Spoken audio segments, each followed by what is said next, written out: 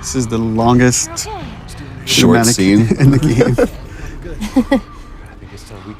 I had to fit that in there. Quit this place since we had it in the first trailer. I can't quit you. I remember when the very, very beginning of this, when we did the first table read through this and everything, and we talked about, I asked if there was going to be a moment of just a light shining through in this darkness, and you talked about this scene, and at that point it was just really kind of just real easy brush strokes of what it was going to be, and it really came into fruition and became this well, all the characters here have their guard down. It's kind of unique because usually somebody's lying or somebody's hiding something, right? And here's everybody has their guard down.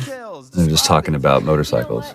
You two deserve a little privacy. And you were really giving too on this. We spent a lot of time on this, and there was this one scene where you just kind of let me ramble about to where we really feel like we're coming midway into a conversation.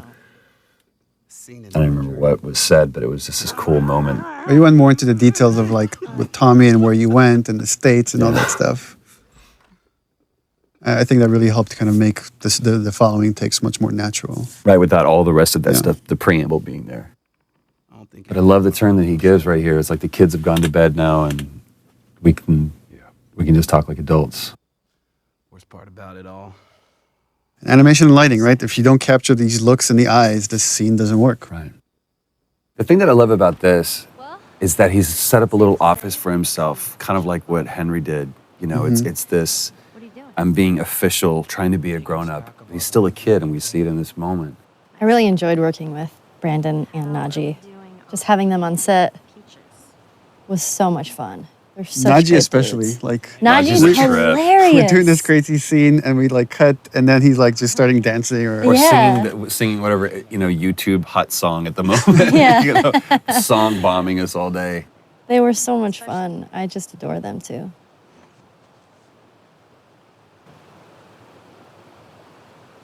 Is everything all right? You got an opportunity to put so much of you into Ellie. That's just because I can't write, so I just listen to Ashley talk, and they're oh, that's a good line. Have a good night. That's giving me way too much credit. How is it that you're never scared? It's Who says that I'm not? putting up the defense, making joke of it, as Ellie does. Yeah. And then seeing when she needs to, because that's the only way she's going to cheer him up. She's going to open up to him. And also, she kind of throws out that bone, scorpions are pretty creepy. That's not what I want to talk about. Being by myself. Which again, all this stuff she's saying here plays into what happens later when she finds out Joel's trying to giving her away to Tommy. Yeah. Those things out there.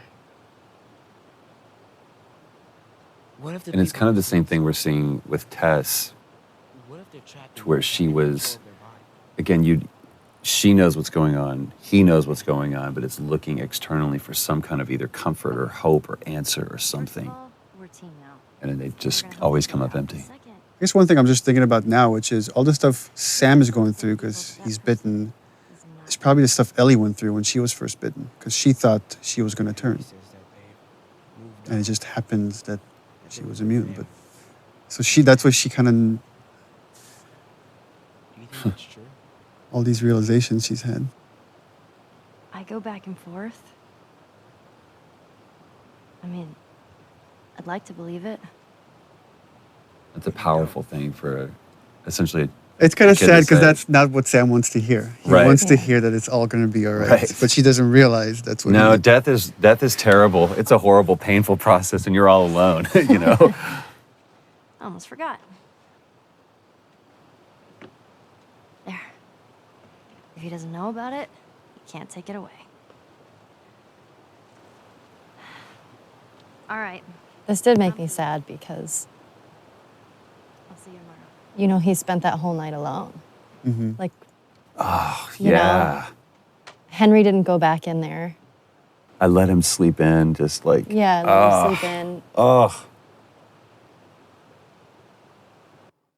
And that was the last conversation he had. And that always made me so sad after I read that, because I was like, oh. Yeah, I didn't even think about that. And what would have happened if Henry had gone in there? I mean, Damn. the fact that he Smells good. that Henry wasn't there, I mean, plays into, you know, the culmination of this scene where he's just racked with guilt.